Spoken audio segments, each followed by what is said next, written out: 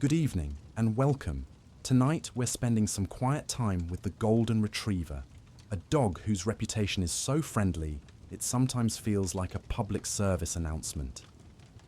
If you enjoy this kind of slow, sleepy history, you can like and subscribe, only if you genuinely enjoy it, and only if it feels as effortless as rolling over to the cool side of the pillow. And if you feel like it, leave a comment saying where you're tuning in from and what time it is for you right now. Now, dim the lights a little more. Let the room soften around the edges. Maybe switch on a fan for that gentle background hum, like distant wind passing through a hallway. Settle your shoulders down, unclench your jaw, and let's ease into tonight's journey. Somewhere nearby, on a rug, on the couch, at the foot of the bed, a golden retriever has arranged itself into a shape that suggests it has mastered comfort as a concept. Not an athletic pose, not a heroic stance, just a loose heap of warm fur and slow breathing, the kind of peaceful sprawl that makes you wonder if dogs are secretly teaching seminars on relaxation when we're not looking. In lamplight, the coat looks like toasted wheat. Along the ears and the back of the legs, the fur turns soft and feathery, like the fringe on an old blanket. The tail lies in a gentle curve, occasionally thumping once, just a single, sleepy punctuation mark, because a car door closed outside, or because you shifted your weight, or because the dog has remembered in a dream that you exist and that this is a pleasant arrangement. The world is quieter at night, and golden retrievers seem built for these quieter hours. Not because they're nocturnal. Most of them would happily sleep through an earthquake if it happened after dinner, but because they're deeply, stubbornly social. Even when the eyes are closed, they prefer to be near the people, near the warmth, near the soft, familiar sounds of a home settling. Sometimes there's rain, tapping the window like someone politely asking to be let in. Sometimes there's wind, nudging leaves along the street. Sometimes it's just the faint ticking of a clock. And in that calm, it's easy to believe the popular story about golden retrievers, that they were basically invented to be nice, that they arrived fully formed, like a golden plush toy with a heartbeat, designed purely for hugs, family photos, and politely accepting treats. Let's be clear. The golden retriever is friendly, yes, but it wasn't bred to be a decorative symbol of good intentions.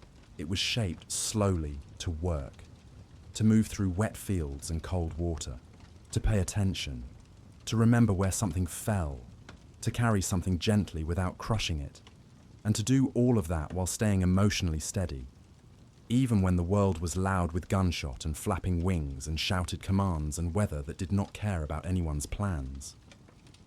The misconception, really, is that sweet means simple. People sometimes talk about golden retrievers as if they are just sunshine with paws. But sweetness in a working dog is rarely an accident. It's often a tool. A temperament that allows cooperation, a willingness to come back again and again into the human world, into human hands, without suspicion, without sharpness, without turning every request into a negotiation. Think less a living teddy bear, more a calm professional who happens to be soft. A dog that can lie upside down on your carpet today, because not so long ago in the grand scale of history, its ancestors were expected to run straight into uncomfortable places, thorny brush, icy water, heavy rain, and then return, reliably, with something delicate held carefully in its mouth.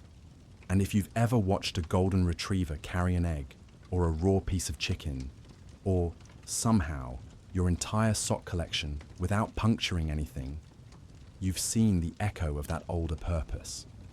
The mouth is gentle. The bite is measured. The instinct is to hold, not to destroy. A surprisingly useful trait, whether you're retrieving a bird from a marsh or retrieving a toddler's dropped snack before it becomes a floor snack. In the present-day scene, the golden retriever shifts. A sigh rolls out, long and contented. One paw twitches, as if running in a dream across an invisible field. There's something about that motion, soft, unconscious, instinctive, that feels like a small clue, like the body remembers what it was built for, even when the mind is drifting. If you live with this breed, you know the modern version of its routine. The slow stroll where every smell is examined like an important document. The way they carry things, because carrying feels correct. Tennis balls, sticks, slippers, occasionally a piece of cardboard they found and decided to rescue from the cruel world. The way they lean into you, not dramatically, just steadily, as if their natural posture is slightly pressed against someone they trust. You also know the other truth. For all the calm, they are not lazy dogs. They are restful, yes. They can be very still, like a warm throw blanket that breathes. But under that softness is stamina, a kind of quiet athleticism that doesn't announce itself until you ask for it. Then the dog rises like it's been waiting politely for centuries, tail sweeping, eyes bright, ready for instructions, as if you've just rung a bell that only it can hear.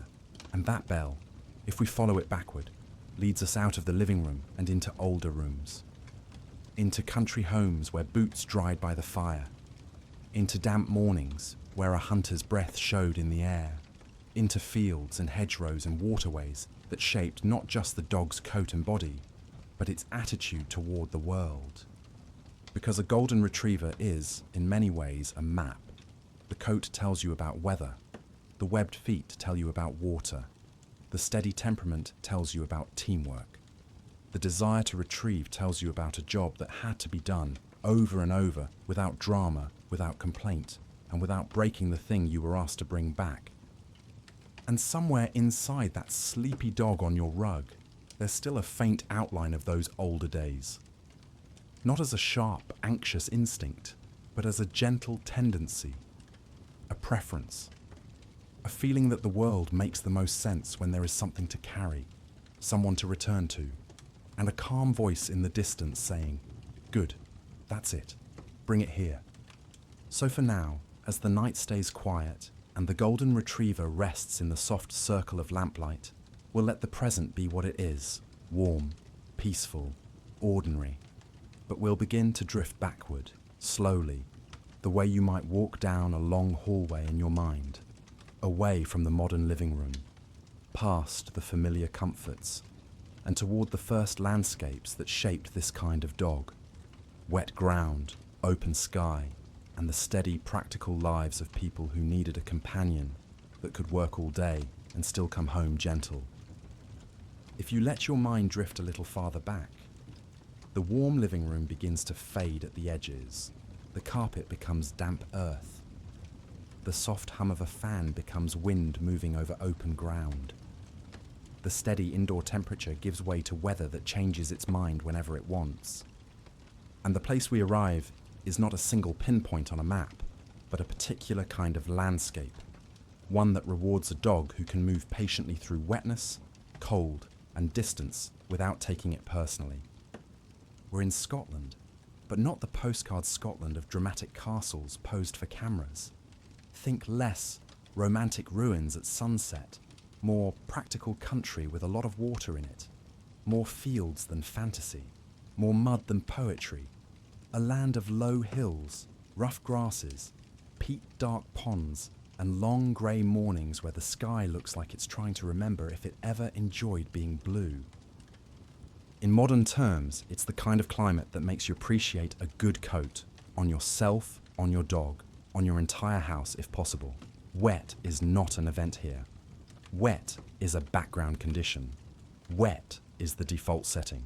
This matters because the golden retriever doesn't begin as golden, and it doesn't begin as a singular, officially declared breed with clean lines and a tidy family tree. It begins as a type of working dog, shaped by a need, a dog that could retrieve things, especially birds, after they'd fallen into places humans did not want to crawl into. And those places were often inconvenient. A bird might drop into thick, thorny brush, or into tall grass that hides everything except the sound of your own disappointment, or into a cold loch where the shoreline is soft and the water is darker than you expected. In those moments, what you want is not a dog that looks impressive in a painting. You want a dog that goes out and comes back. That's the heart of it. Retrieval is not glamorous. It's repetitive, damp, and sometimes mildly humiliating, because it reminds you that you fired your expensive gun at a moving target and still managed to lose track of where the bird fell. A retriever is, in many ways, a living solution to human overconfidence. And Scotland in the 1800s, especially the Scottish Highlands and surrounding sporting estates, was a place where this work became increasingly important. Not because people suddenly discovered birds, but because the way people hunted changed. As firearms improved, hunting birds in flight became more common. And when birds fall farther away and into worse terrain, the need for a dog that can retrieve efficiently becomes less of a luxury and more of a requirement. Here's what that actually means. A retriever wasn't just nice to have. It was part of the system, a working partner, an extension of the human's reach into the landscape. So the land shaped the dog, but human habits shaped it too. The people in this world, gamekeepers, hunters, estate workers, lived with weather as a constant companion. Their days involved walking long distances across uneven ground, watching the wind, reading the sky, and managing the edges where land and water meet. They needed dogs that could do the same without falling apart emotionally. Think less high-strung genius, more steady employee who shows up even when it's raining. And it's not just rain, it's cold. It's wind that slides under your collar. It's water that numbs your fingers and makes everything feel slower. A dog working in those conditions needs a body that can handle exposure, a coat that sheds water, a chest that can power through swimming, feet that can grip and push through soft ground. When you look at a golden retriever now, those webbed toes, that dense undercoat, that feathering that seems decorative until you remember it's part of water resistance and insulation, you're seeing the practical imprint of a damp world. The people, too, left their imprint, because this was a class-divided place. There were wealthy landowners who hosted hunts, and there were the workers who maintained the land and the dogs. Gamekeeping was a profession. Dog handling was skilled labor. And in that layered social world, dogs often moved between hands and roles. The earliest retriever types weren't defined by kennel clubs. They were defined by usefulness. A good dog was one that did the job and did it calmly. A dog that could sit quietly for long stretches and then launch into action when asked.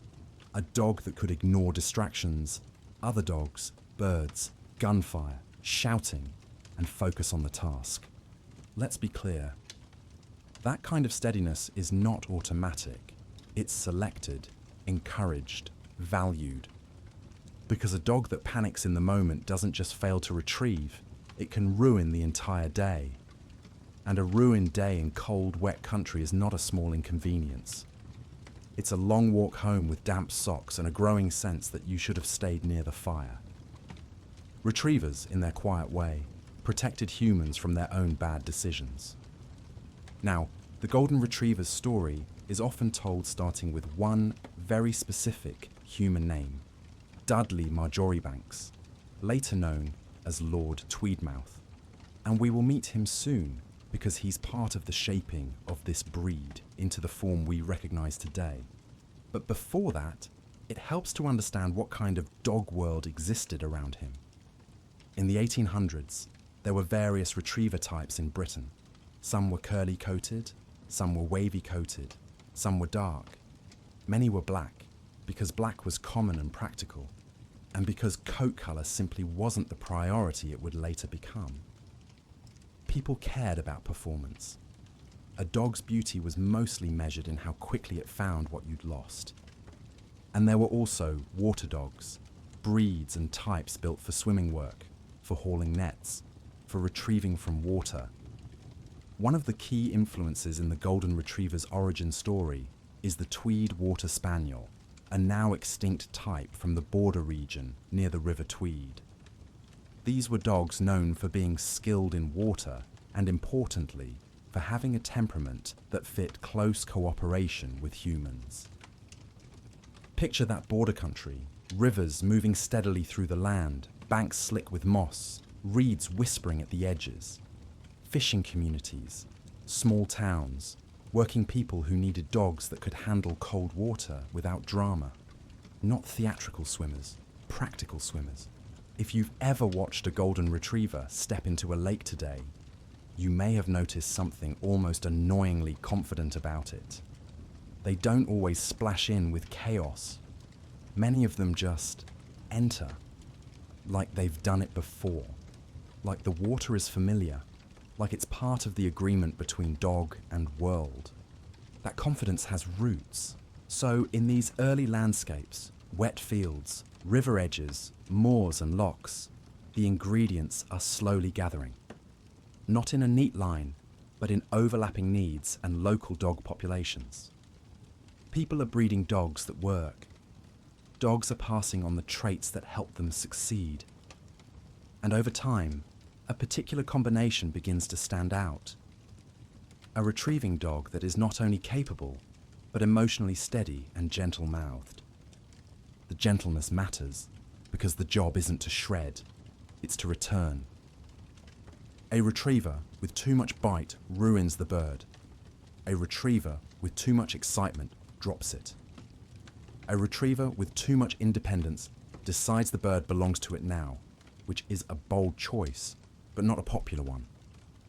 The ideal dog is balanced, eager but controlled, strong but soft in the mouth, energetic in the field, and calm at your side.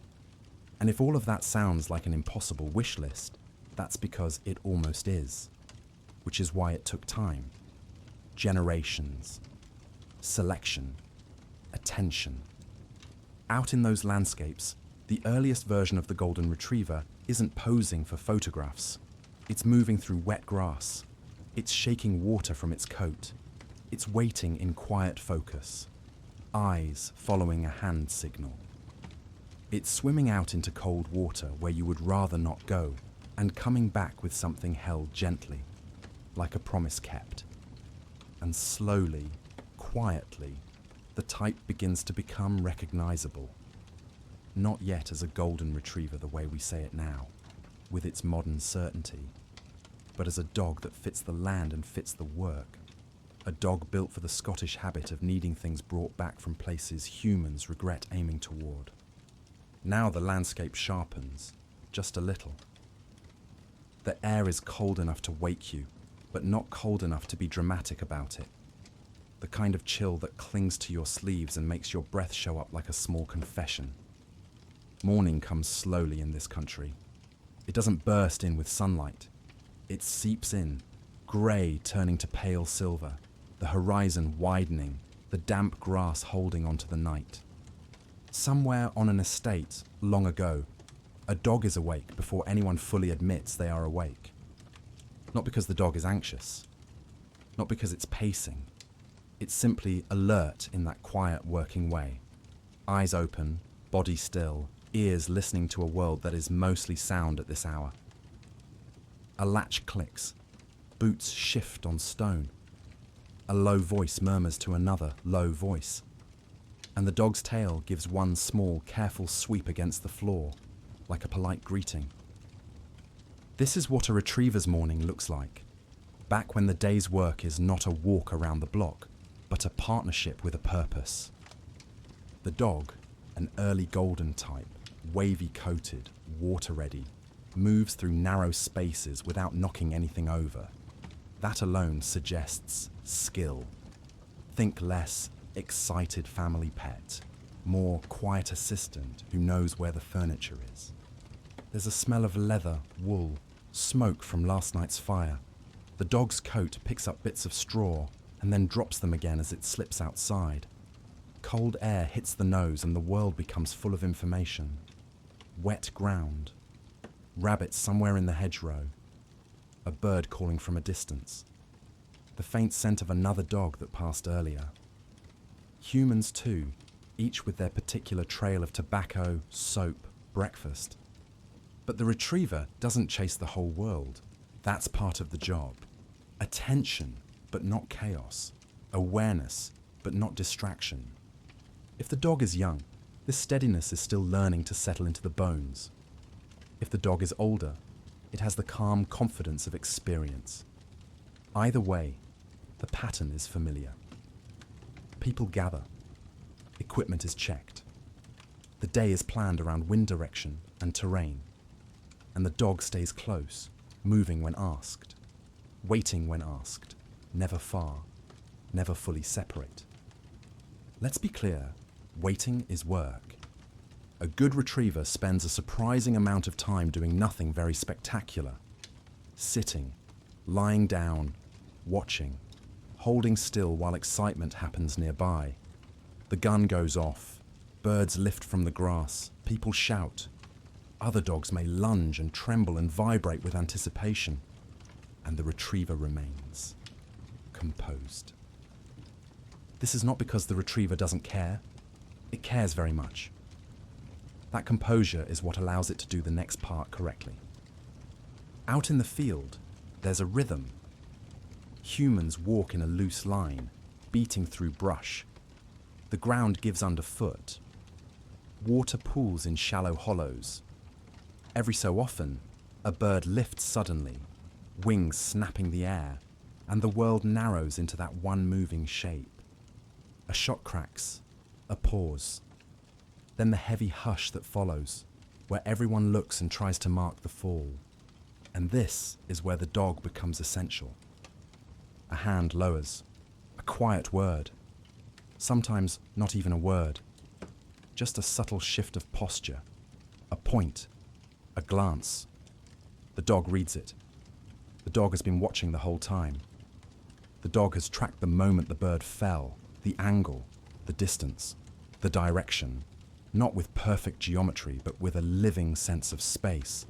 Then the dog goes, not flailing, not panicking, just moving, low and efficient, legs driving through wet grass as if it's been designed specifically for wet grass, which honestly, it has. The coat matters now. That dense underlayer that keeps warmth close. The outer layer that sheds water. The feathering that looks charming in modern living rooms. But here, it's simply part of the dog's weather gear. The dog runs toward where the bird should be, except it is never exactly where you think it is. The wind pushes scent sideways. The bird may have fallen and rolled into a dip. It may have landed in brush. It may have dropped into water. Human eyes lose things easily in natural landscapes. It's one of our special talents. The dog lowers its head. The nose begins to work, and the pace shifts. Less sprint, more searching drift. The dog's tail moves in a slow, deliberate sweep, not wagging in celebration, but steering like a signal flag. The dog inhales the story written on the ground and the air. And then there's the find. It isn't dramatic. No trumpet fanfare. Just a small change in posture as the dog locates the bird and takes it carefully in the mouth. That mouth is everything. A retriever is shaped for soft mouth, meaning it can hold something delicate without crushing it. The dog's jaw closes with control, not force. It carries as if it understands on some level that its job is to return something in the condition it was found.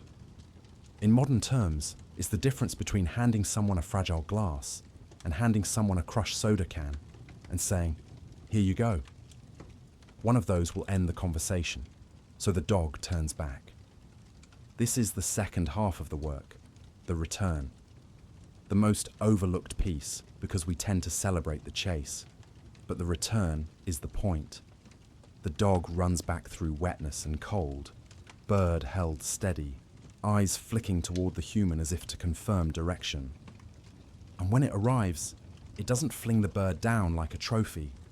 It places it, or at least it tries to, depending on the training and the temperament. Some dogs deliver with a careful precision that feels almost ceremonial.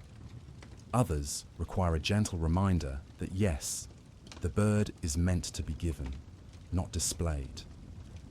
Dogs, like humans, have different interpretations of success. But the ideal is calm delivery, a steady drop into the hand, a quiet moment of praise. The dog's tail loosens, the eyes soften, and then the dog returns to waiting, as if the entire sprint through cold grass was just one small task in a long day. And it is, because the day continues like this, over and over, through different terrain. Sometimes the dog must retrieve across water. You can feel the change when it reaches the edge.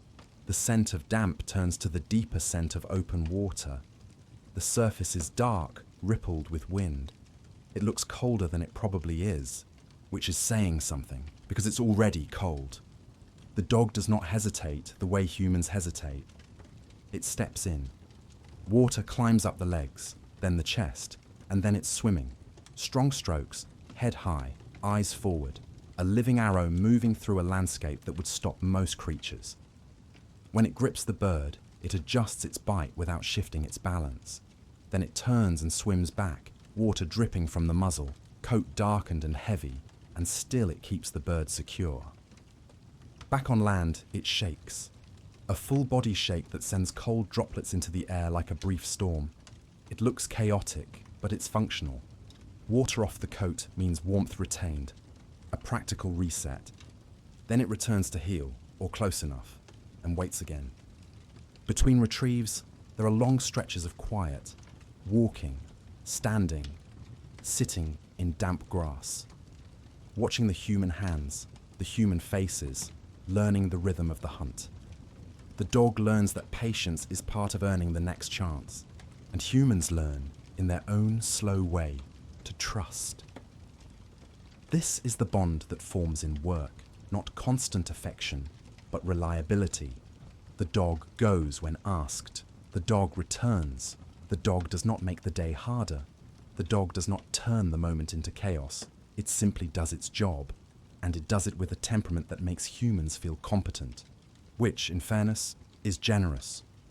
As the hours pass, the estate world moves around the dog, the keeper's whistles, the shifting line of people, the occasional break where someone takes a drink, adjusts their coat, speaks softly. The dog drinks from a stream, water cold on the tongue, then returns to position with the calm certainty of something that belongs. And in this day in the life, you can see the shape of the modern golden retriever forming. Not in coat colour, not in show ring outlines, but in temperament. The steady friendliness, the willingness to work with humans, the ability to switch between motion and stillness, the comfort with water, the gentle mouth, the desire to bring things back, not to keep them. All of that was useful here. And over generations, usefulness becomes identity, because when humans repeatedly choose the dogs that make the work smoother, dogs that retrieve well, stay calm and remain pleasant to handle, those traits become the foundation of a type. The dog becomes not just a helper, but a predictable companion. A dog you can count on. And that predictability, over time, becomes something people try to preserve on purpose. So as the old day fades, the damp field, the grey sky, the steady rhythm of retrieve and return, we begin to ponder the slow shaping of this dog over generations, as humans start choosing certain traits deliberately, refining the type until the golden retriever becomes something you could recognize, even in lamplight, even half asleep. If you stay with that old field for a moment longer, you can almost feel how repetition turns into habit and how habit turns into tradition. Because once people discover a certain kind of dog makes the work easier, they start trying to make more dogs like that dog. Not in a sudden scientific way, more in the slow human way of noticing what helps and quietly favoring it again and again. A good retriever is not an accident you want to happen only once. So the shaping begins, the way most shaping begins in history, with practical choices made by people who are thinking about tomorrow's weather more than they are thinking about immortality. Somewhere in Scotland, On an estate with water and rough ground and birds that never politely fall where you want them to fall, a man looks at two dogs and thinks, in the plainest terms, these ones work. He's not necessarily thinking about a breed the way we mean it now. He's thinking about consistency, about reducing surprises, about building a line of dogs where a young pup grows into the sort of adult you can trust in wet fields and cold mornings. And so the retriever type is shaped by preferences that are not glamorous, but deeply important. First, there is the temperament. If you want a dog that retrieves for you all day, it can't be a dog that spends the day arguing with you. It can't be suspicious. It can't be sharp. It can't be easily rattled by loud sounds or sudden movement. A hunting field is full of chaos, gunfire, shouts, fluttering birds, shifting lines of people, and the ideal retriever holds steady in the middle of it. Let's be clear. People often talk about golden retrievers today as if they are universally gentle because nature decided to be kind. But gentleness was selected. Calmness was selected. The dog that stayed mentally smooth under pressure was more useful and more pleasant to work with, and more likely to be chosen again. In a way, the golden retriever's famous friendliness is a working trait, because friendliness makes cooperation easier.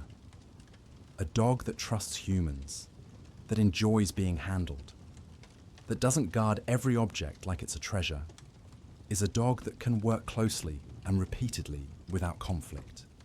It makes the entire day quieter. And this is a sleepy kind of history, so we'll say it gently. Humans tend to keep what makes their lives easier. Second, there is the mouth. A retriever's mouth is not just a mouth, it is a tool. A careful tool. Soft mouth means the dog can carry delicate things without ruining them. That doesn't happen by accident either. Some dogs naturally have a gentler hold. Some need training. But over generations, people favored the ones who made clean retrieves, the ones who brought game back intact, the ones who didn't treat the task like an enthusiastic shredding hobby. A dog with a careful mouth wasn't just good at the job, it was trusted. And trust is powerful currency in breeding decisions. Third, there is the body. This landscape asked for a dog that could move through wetness without losing warmth, and swim without struggle, and run without tiring too quickly. So people favored a sturdy, athletic build. Not too heavy, not too fine-boned. A dog that could keep going for hours and still look like it could do it again tomorrow. The coat mattered here too.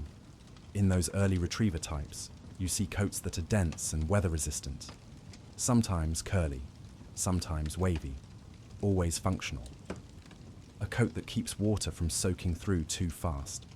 A coat that holds warmth close. A coat that can handle brambles and cold wind. In modern homes, we look at that coat and think, soft.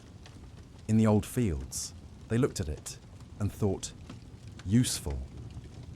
And then there is the mind. A retriever isn't just running out and grabbing something. It's paying attention to distance and direction. It's remembering where a bird fell. It's handling instruction from a human at a distance, responding to whistles, hand signals, body posture. That requires a kind of intelligence that is less about clever tricks and more about steady focus.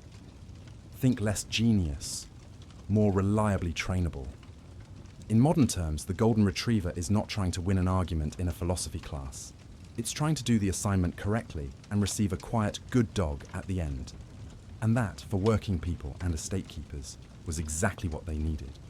Now into this world steps a particular estate and a particular person who becomes central to the golden retriever's origin story as we tell it today. We've already mentioned him, Dudley Marjoribanks, later Lord Tweedmouth. He lived in the 1800s and he kept detailed records of his dogs, records that later became very important because most people in that era did not document breeding with such care. Many working dog lines existed without written history. Tweedmouth's notes give us something unusually solid, a paper trail. And here's what that actually means for us. When people argue about origins, these records are one of the few places we can point and say, yes, this happened, roughly like this. On Tweedmouth's estate at Gwisachan, near Loch Ness in the Scottish Highlands, the breeding choices that shape the golden retriever become more deliberate. One key moment often told, because it's tidy and memorable, is the pairing of a yellow retriever named Noose with a Tweed water spaniel named Belle. Noose is described as a yellow-coloured retriever. Belle is a Tweed water spaniel, a dog type known for water skill and a workable temperament. From this pairing come puppies that carried that combination forward: retrieving ability, water comfort, and, importantly, a particular look that would later become iconic. Now let's be clear again. That does not mean the golden retriever sprang fully formed from one pairing like a mythological creature. This is not a single moment invention story. It's more like a slow recipe adjusted over time. Tweedmouth continued breeding and selecting over years, using dogs that fit his goals. Other people, in other places, were shaping similar retriever types. The golden retriever's development is part of a broader world of retriever breeding, not a solitary lightning strike. But Tweedmouth's work becomes a focal point because it contributes to a line that becomes recognizable and influential. Over time, the dogs being selected begin to share certain qualities with increasing consistency. They are strong swimmers. They retrieve with steady drive, but without frantic energy. They work close and willingly with humans. They have coats that handle weather. And they begin to show those warm shades, cream, gold, deeper yellow, that would later be prized. At first, coat colour was not the most important thing. A good dog was a good dog, and the job mattered more than the shade of fur. But humans are humans.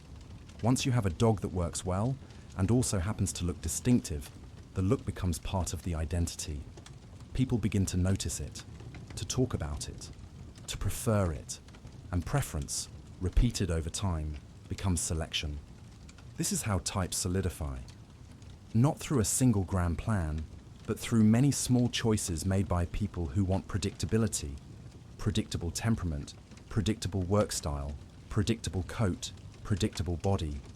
And as these dogs were bred and worked, they began to carry a kind of reputation with them. Not loud, not aggressive, not difficult. A retriever that was steady, the kind of dog you'd want beside you in cold weather, because it wouldn't add stress to an already uncomfortable day. In a sense, the golden retriever's modern personality, so often described as good-natured, is an echo of those preferences. A good-natured dog was easier to handle in the field, easier to live with at home, easier to train, easier to trust with other dogs, easier to bring into a household without turning every day into a negotiation. And so the type takes shape, not just in physical traits, but in the emotional tone of the dog itself. You can almost see it forming over generations. The dog that can work hard and then settle quietly by the fire. The dog that doesn't carry tension. The dog that is capable, but not sharp-edged. The dog that is, in the best sense, steady company. Now, as this retriever type becomes more consistent, it begins to move outward from the estate and the local working world into wider circles. Dogs are exchanged. Puppies are gifted. Hunters talk. People notice. And eventually, the world of organized breeding, shows, clubs, names, begins to wrap itself around what was once just a practical working helper. That shift, outward travel, wider popularity, and the slow emergence of the golden retriever as a recognized thing. From the damp Scottish fields and quiet estate records, these dogs begin to travel beyond their original landscape, carried along by human movement and human fascination into a wider world that is about to put a name and a spotlight on them. If we keep moving forward, slowly, like walking a familiar path in dim light, the Scottish estate begins to feel less like the whole universe and more like a starting point. Because once a dog type becomes reliably useful, it doesn't stay tucked away in one place. People talk, people visit, people trade stories the way they trade tools, and dogs, quietly, travel along those human pathways, sometimes in the back of wagons, sometimes on boats, sometimes simply on leash beside someone who is leaving one life for another. It's easy to imagine the golden retrievers spread as one clean line, like a neat timeline in a book, but in real life, it's softer, more like ripples. A good retriever ends up being seen by the right person on the right day. A visiting friend admires the dog's steadiness and asks about the breeding. A keeper mentions that the yellow dogs have been working particularly well this season. Someone takes a puppy home, not because they're starting a grand project, but because they want that same calm competence in their own fields. And slowly, a type that was once local begins to feel familiar in other places. The wider world of Britain in the late 1800s is changing. Railways are tying regions together. Cities are growing. There's movement of people, of goods, of ideas. Sporting culture and country estates still matter in certain circles, and with that comes a kind of network, a social web where dogs move as part of the lifestyle. In those circles, a retriever is not just an animal, it's part of a day, part of a season, part of the identity of a household. So the dog travels, and with travel comes a shift in how people talk about the dog. At first, it's simply a good retriever. Then gradually, it becomes that sort of retriever, the yellow one, the steady one, the one that swims like it was born in water. Think less marketing campaign, more word-of-mouth reputation. And as more people see these dogs, more people begin to want them, not only for the work, but for the way they are to live with. Because here's a quiet truth. A dog that works well in the field often makes a good dog at home, especially when the dog has been selected for steadiness and cooperation. After a day of retrieving, the dog doesn't pace and fret. It settles. It lies near the fire. It stays close without demanding constant entertainment. In modern terms, it's the kind of dog that doesn't make you feel like you need to apologize for it when someone comes over. That temperament, so prized in work, becomes even more prized as dogs begin to move into more domestic spaces. Now, there's another force shaping this outward travel, the emerging world of organized dog breeding. In the late 1800s and early 1900s, kennel clubs and dog shows become a formal way to describe, categorize, and display dog types. People begin writing down standards, what a dog should look like, what traits define it. They begin treating type not just as something functional, but as something to preserve. Let's be clear, this is both helpful and a little strange. Helpful because it creates a shared language. It allows people in different places to say, yes, we're talking about the same dog. It preserves lines. It encourages consistency. Strange, because the dog has not changed its priorities. The dog is still thinking about water and scent and returning to you. Meanwhile, humans are debating ear shape and coat shade with the seriousness of a parliamentary session. And yet, this is how breeds become official. A type becomes recognized. A name becomes standardized. The golden retriever, once just a practical retriever with a certain look and temperament, becomes a golden retriever with capital letters and expectations. As this happens, the dog travels even farther, across Britain, then outward to other countries. People relocate. People bring dogs with them. Dogs become gifts, symbols of taste and status, or simply beloved companions that no one wants to leave behind. And when a dog has both usefulness and charm, it tends to spread quickly. You can picture the golden retriever arriving in new environments and still making sense of them. A farm outside a town where the dog's steadiness fits right in with the rhythm of chores. A coastal village where water is still a daily fact of life, and the dog's swimming ability is not a party trick, but a practical skill. A growing city where the dog becomes less of a field worker and more of a family presence, still energetic, still attentive, but now retrieving is as likely to involve a thrown ball as a fallen bird. The work shifts, but the instincts remain. And with each shift, humans notice different parts of the dog. In the field, they notice the mouth, the endurance, the responsiveness. In the home, they notice the social warmth, the patience, the way the dog seems to accept human life, its noise, its clutter, its odd routines, with a kind of calm tolerance. Think less wild animal domesticated, more kind roommate who forgives your habits. Of course, not every golden retriever was living in calm comfort. Many still worked. Many still lived outdoors. Many still belonged to working people rather than wealthy families.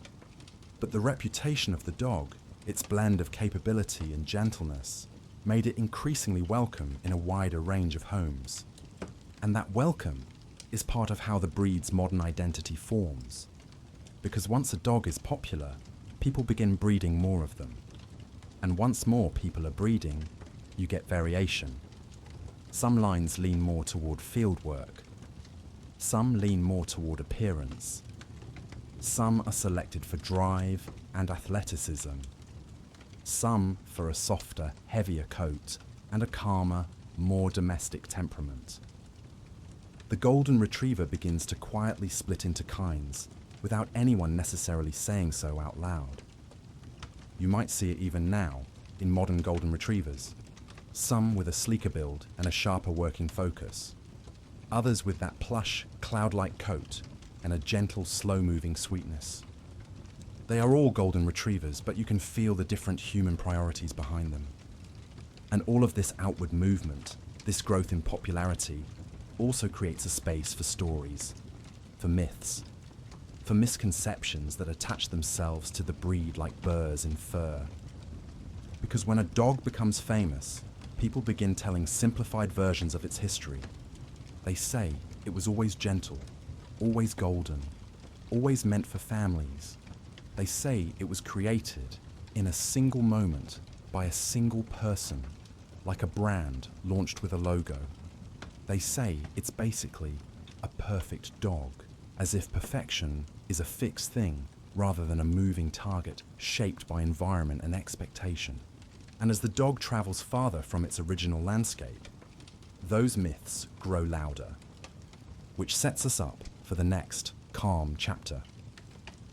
Because once the golden retriever is widely known, once it's in homes, in shows, in popular imagination, there's a need for gentle myth-busting.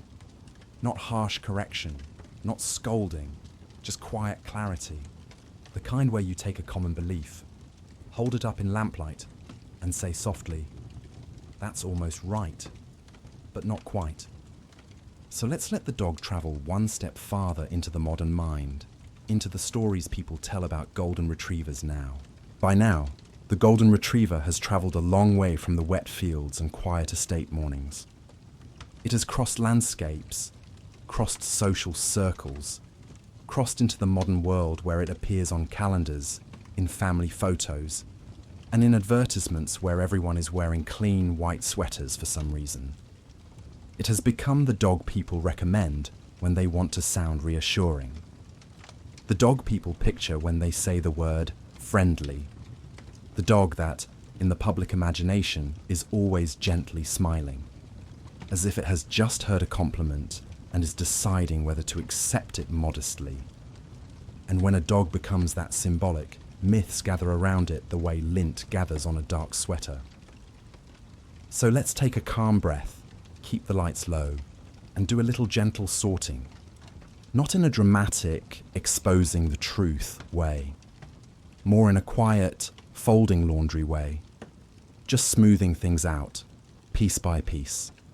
Let's be clear. The golden retriever is not naturally perfect. This is probably the most common myth, even if people don't say it directly. They imply it.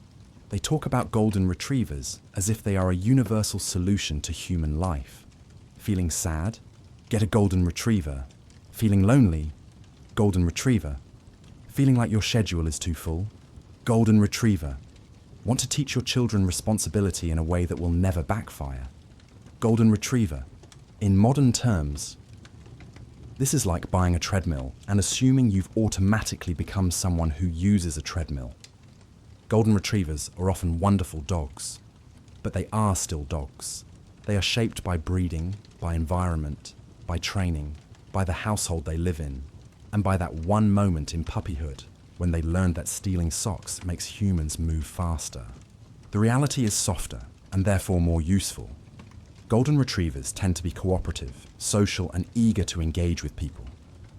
Those are traits selected because they help them work. But those same traits can also make them needy if they're left without enough interaction or activity.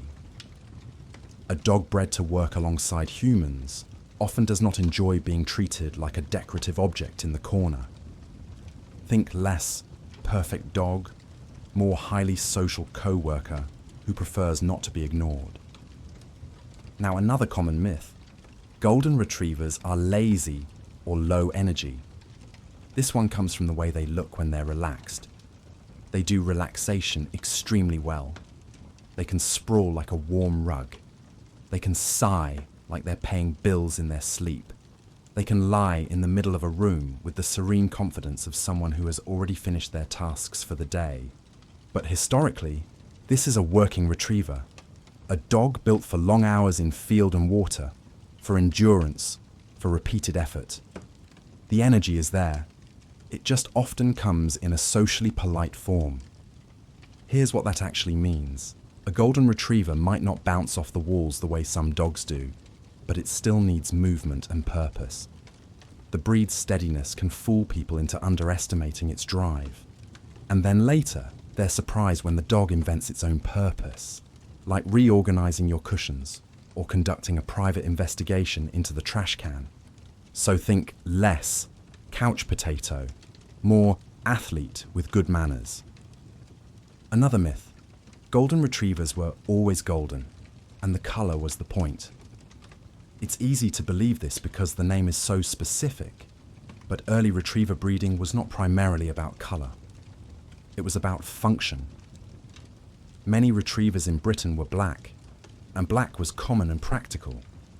Yellow and golden shades existed, and in certain lines they became prominent, but the earliest focus was not on creating a living sunset. Color became more important as the breed became more recognized and as show culture grew. Humans notice beauty. Humans preserve beauty. Humans also enjoy having something that looks distinctive and can be pointed to with pride. But the dog's original job did not require it to be golden. The job required it to retrieve reliably. So, think less fashion choice, more useful dog that happened to be handsome. Now, a myth that's oddly persistent. The golden retriever is somehow not a real hunting dog. This usually comes from the modern image of the breed as a gentle family companion. People see the softness, the friendliness, the tolerance, and they assume it must be a modern invention, something that belongs in suburban life, not in rough weather and working landscapes. But the golden retriever is, historically, very much a hunting retriever. It was shaped to retrieve game birds from land and water, to work closely with humans, to respond to instruction, and to do so in difficult conditions. The family-friendly temperament is not a departure from that history. It's a reflection of it. Because a dog that could work calmly in proximity to humans and be handled often and take direction without conflict was also a dog likely to be pleasant in a household. This is one of those rare cases where the working trait and the family trait overlap beautifully. Think less cuddly pet that accidentally became useful, more useful dog that also became cuddly. And then there's a quieter myth, one that doesn't get said as boldly, but floats around in the background, that golden retrievers are always gentle with everyone, all the time, no matter what. Let's be clear again. No breed is a guarantee. Golden retrievers are generally known for stable, friendly temperaments. Many are wonderfully patient. Many are socially generous dogs. But individuals vary. Lines vary. Experiences vary. A golden retriever is not a mechanical device that produces kindness on demand. In modern terms, it's like expecting every person from a friendly town to be friendly in every moment of their life, regardless of stress, pain, fear, or poor upbringing. It's not realistic, and it's not fair. The breed's general reputation is real, but it is not magic. It is a tendency, not a promise.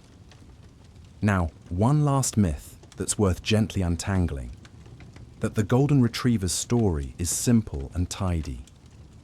People love a clean origin story. One man, one estate, one pairing, and suddenly, golden retrievers. Reality is usually messier and more interesting.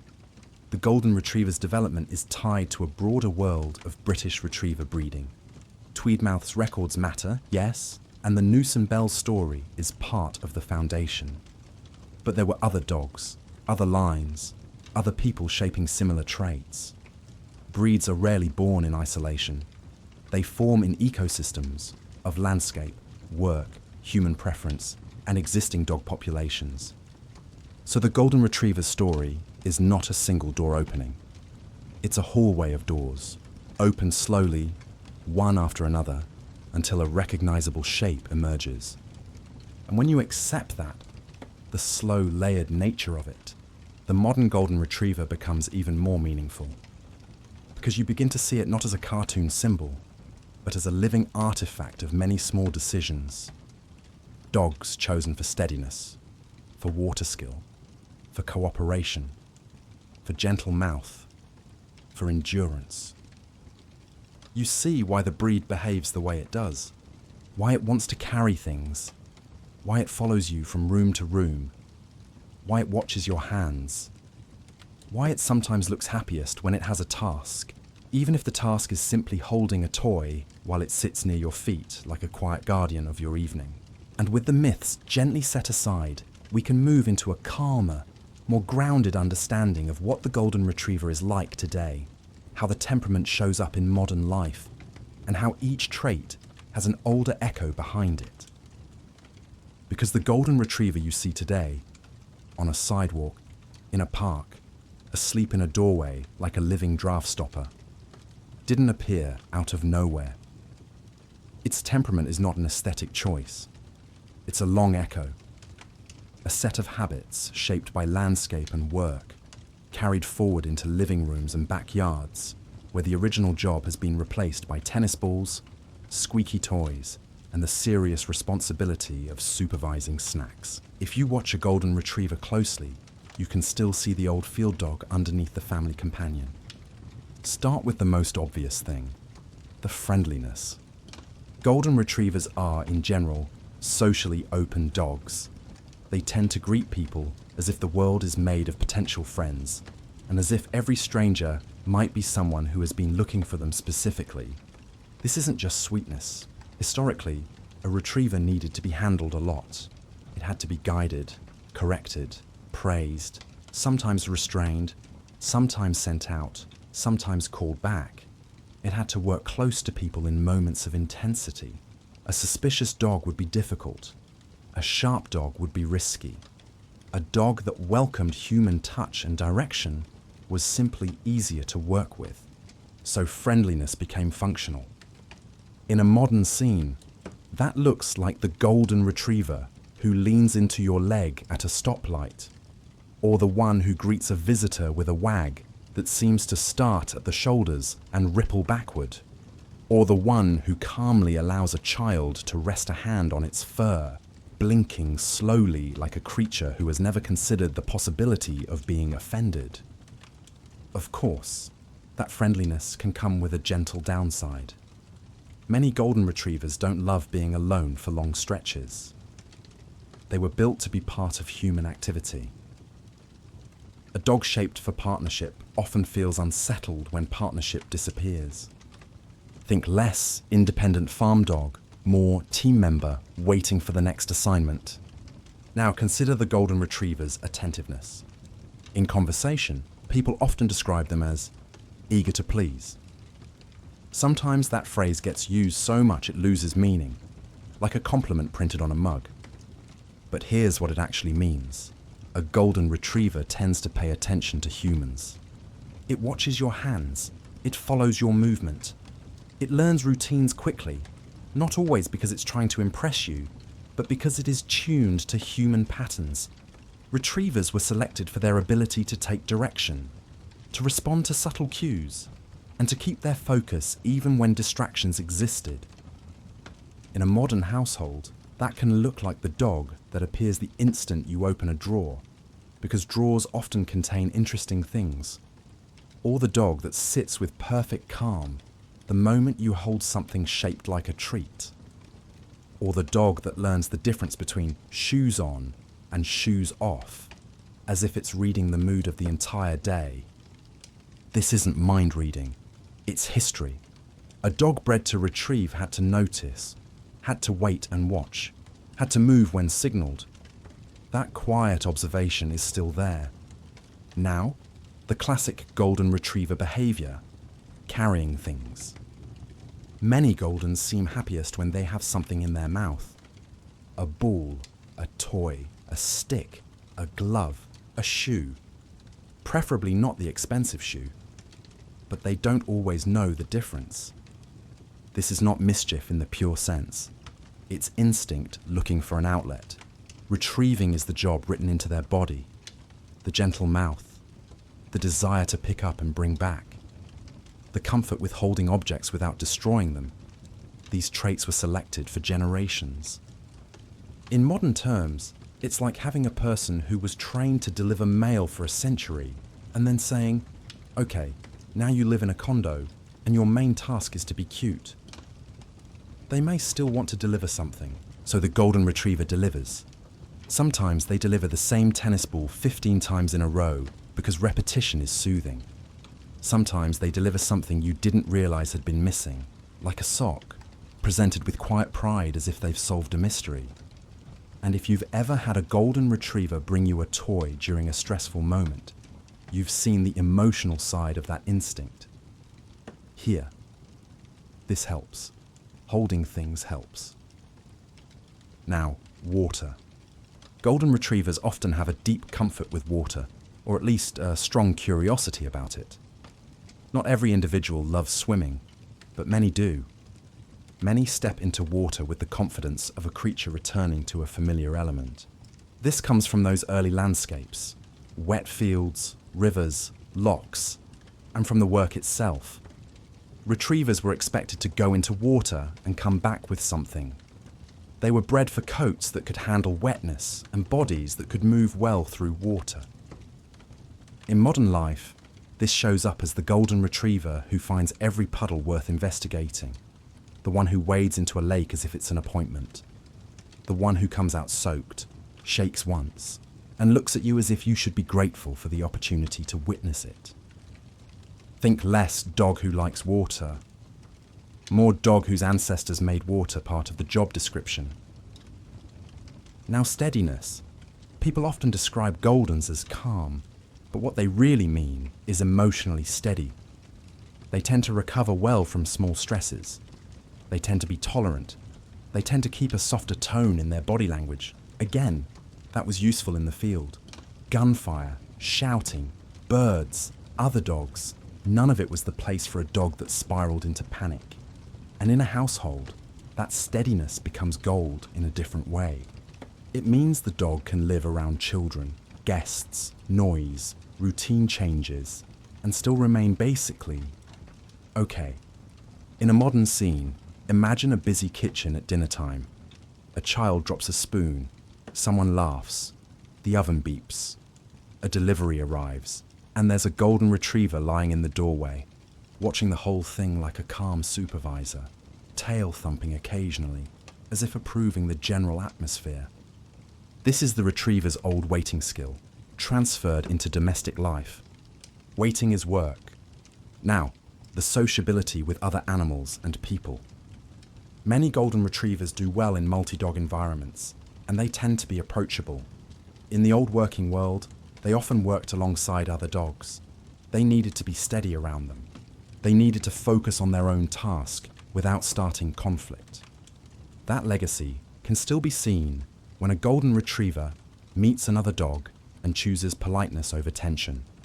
Not always, of course. Dogs are individuals, but the breed's general tendency leans towards social ease.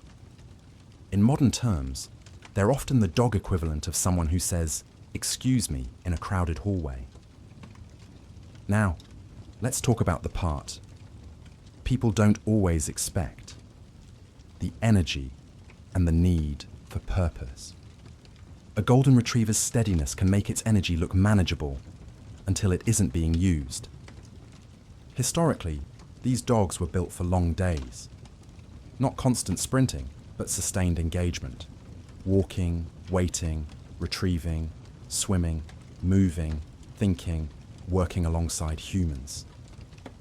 So in modern life, they tend to do best when they have a rhythm and a purpose.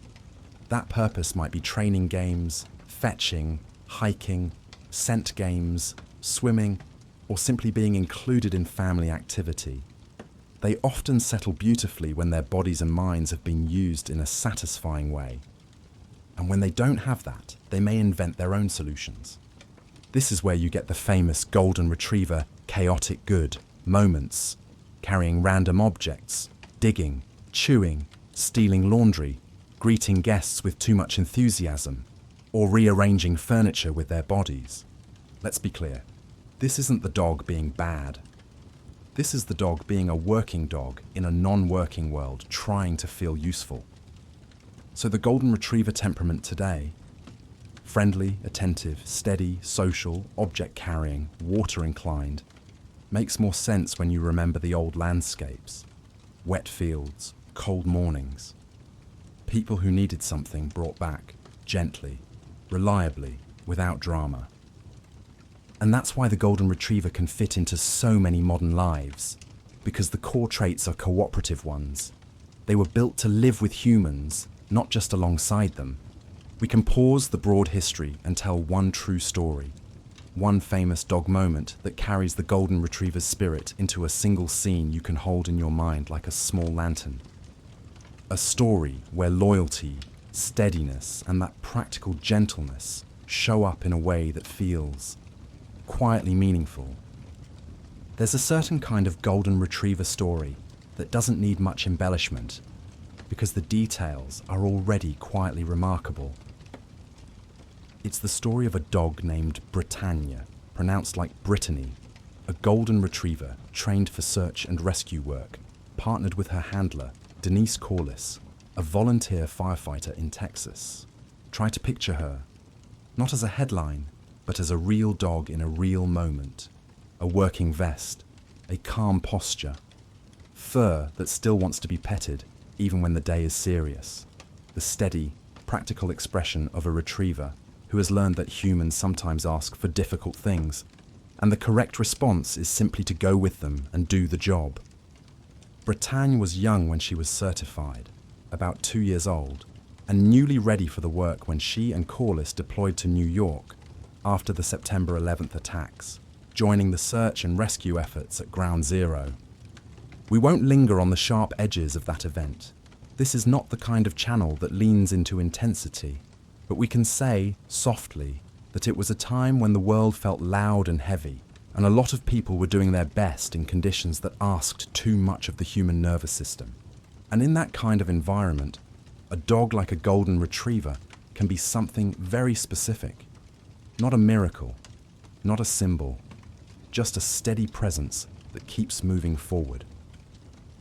Britannia worked there for days. Sources often describe around 10 days, doing what search dogs do, moving through spaces humans can't navigate easily, using scent and training and focus to help teams search. If you imagine the work itself, try to keep it gentle and grounded. A dog steps carefully, guided by a handler's voice and body language. The dog pauses, lifts its head, samples the air the way a dog does, quietly, constantly, as if the world is made of invisible notes only they can read. The dog moves again. No drama, no panic, just the calm repetition of a task. And then there's the other part of a golden retriever's gift, the part that isn't written on the vest. Golden retrievers, as a type, are emotionally steady in a way that can soften a room without drawing attention to itself. They have that calm willingness to be near people without demanding anything complicated. They can rest their presence beside you like a warm weight and make the world feel slightly more manageable. In modern terms, it's like having a friend who doesn't try to fix your entire life, but quietly makes you a cup of tea and stays nearby. No speeches, no big performance, just, I'm here. That's one reason search dogs are remembered not only for what they found, but for what they brought to the humans around them. A rhythm, a steadiness, a reminder to take one step, then another. After that first major deployment, Bretagne continued doing search and rescue work in other disasters, including major hurricanes. Again, not as a dramatic montage, but as a long series of days where the work was needed, and she was ready. And then, as happens in most working dogs' lives, there came a time when the job shifted. Bretagne retired from formal search work at around 9 years old. If you've ever watched a working-minded dog retire, you know it's not always a clean, instant change. The dog doesn't suddenly become a philosophical being who says, "Ah yes, I will now spend my days contemplating sunlight." The dog is still the dog. It still wants purpose. It still wants to be included.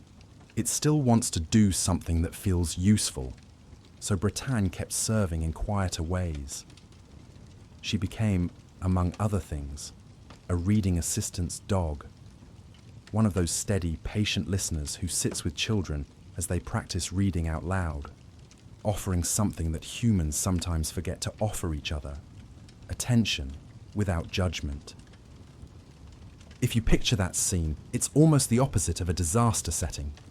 A small classroom, a child's voice, uncertain at first, then steadier, pages turning, Bretagne lying nearby, head down, ears relaxed, eyes half open in that soft way dogs have when they're awake but peaceful.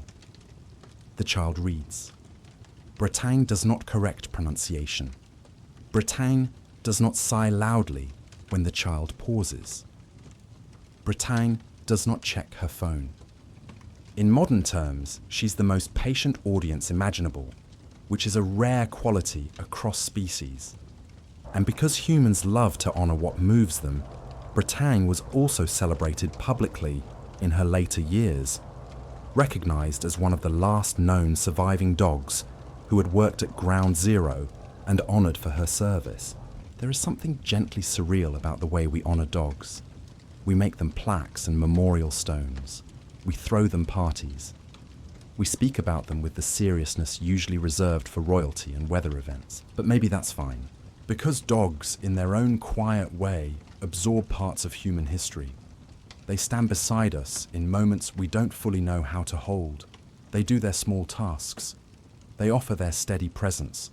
And they move on, leaving behind stories that are less about grand speeches and more about simple, repeated goodness. When Bretagne's life came to an end in 2016, firefighters and rescue workers honored her with a quiet, respectful farewell. People lining up as she passed, a final salute for a dog who had spent her life showing up where she was needed. If you let that image sit softly in your mind, it doesn't need to be sad in a sharp way. It can be warm, in the way a long day is warm when you know it mattered. A golden retriever, at the end of her path, still surrounded by people who understood what she had given them: work, steadiness, calm, and companionship that asked for nothing complicated in return. And that, in a way, is the Golden Retriever story in miniature.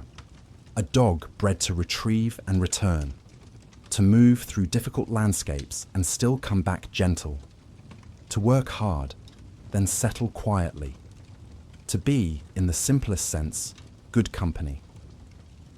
Now, as we drift out of this little true story and back toward ordinary life, we can take what it suggests without turning it into pressure or perfection. Because for all their sweetness and reputation, Golden Retrievers are still living creatures with needs, patterns, and challenges. Things that are easiest to understand when you remember what they were built for. A Golden Retriever's history explains a lot of the charm, and it also explains the quiet practicalities. Because a dog shaped for wet fields, long days, and steady work is not usually satisfied by living like a decorative pillow.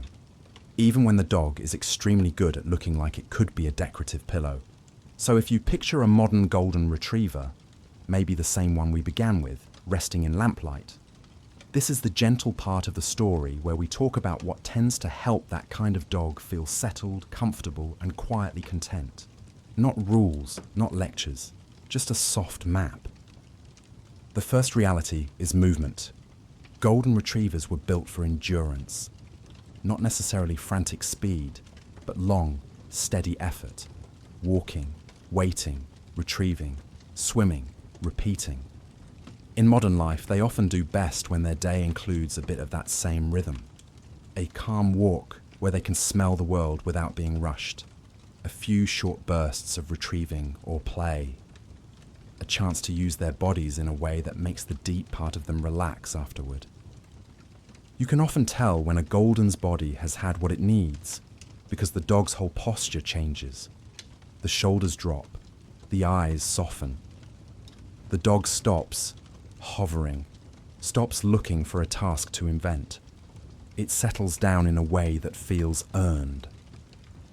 In modern terms, it's the difference between I have been outside and moved my body, and I have stared at a screen all day, and now my brain is buzzing like a fluorescent light.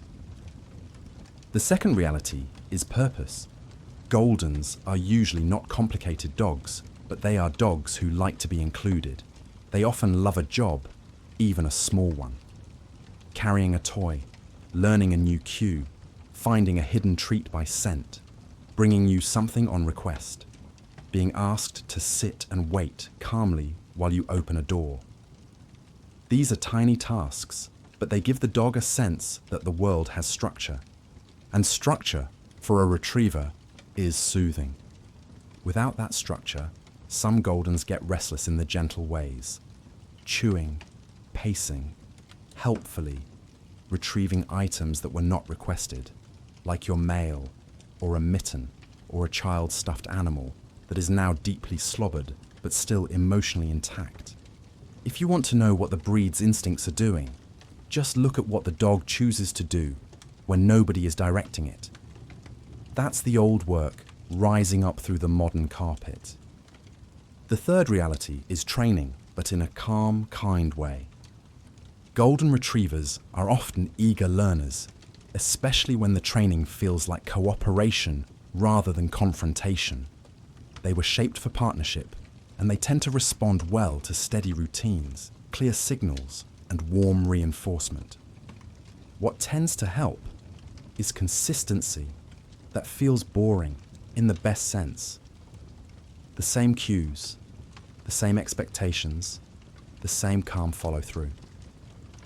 Because a Golden Retriever does not usually want to win against you. It wants to understand what you mean. That said, the breed's friendliness can create a small training trap. People let things slide because the dog is sweet. The puppy jumps, but it's adorable. The adolescent pulls, but it's enthusiastic. The dog greets everyone like a long-lost relative, but it's just being friendly. And then quietly, the dog becomes very strong. Let's be clear. A full-grown Golden Retriever can be a lot of good intentions moving quickly in one direction. Training isn't about making the dog less joyful. It's about giving the joy some shape, so it doesn't accidentally knock over a coffee table. Another gentle reality is the coat.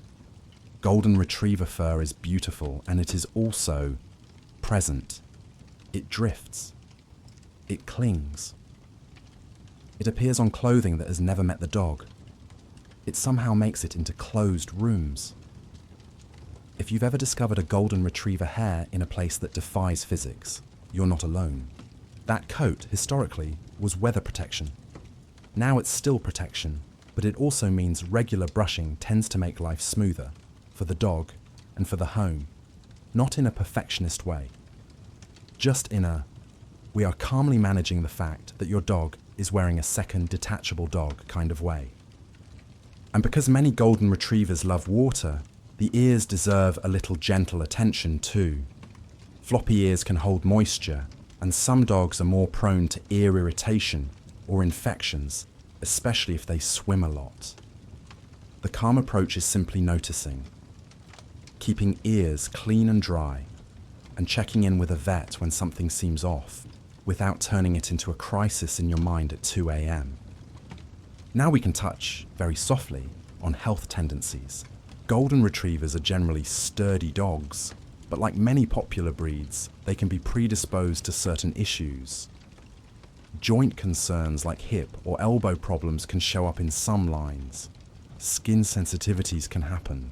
Weight can creep up, because many Goldens are enthusiastic about food in a way that feels almost philosophical. Why would you not eat the thing if the thing exists? In modern terms, a Golden Retriever can sometimes approach snacks with the calm seriousness of a historian reviewing primary sources. What tends to help here is simple and steady, keeping the dog at a healthy weight, feeding thoughtfully, moving regularly, and doing routine vet checkups. Not because you're trying to control every possible outcome, but because small, boring care over time is often what supports a long, comfortable life. And because this breed is so widely loved, it's worth saying gently that breeding choices matter. Lines that prioritize sound structure, stable temperament, and overall health tend to produce dogs who can enjoy their lives more easily. This isn't about blame. It's just acknowledging that human decisions echo forward. The final reality is emotional. Golden Retrievers are often deeply attached to their people. That's part of what makes them wonderful.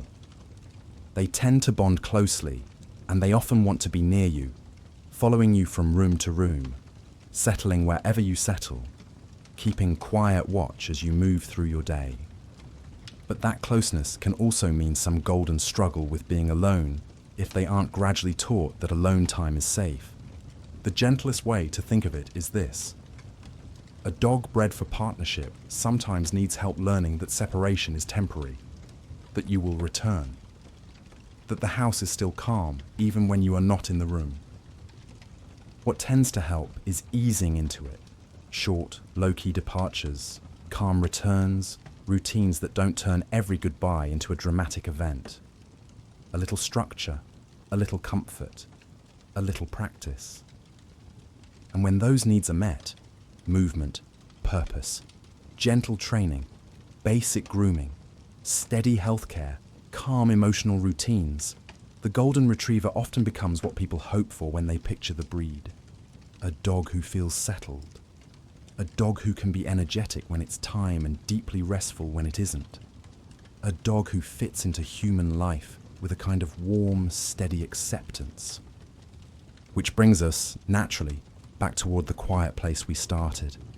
Because after all the landscapes and generations and work and stories, the Golden Retriever is still, at the end of the day, a dog in a room with you. Breathing slowly, ears soft, body relaxed, content to be part of your world. So now, let's return to the present again, to the lamplight and the calm night air, and let the whole long history settle into a gentle closing, without snapping the story shut, just letting it drift. And now, very gently, we come back. Not in a sudden way, not like flipping on a bright overhead light, more like noticing the room again, one soft detail at a time. The lamplight is still there, warm and small. The corners of the room are still dim.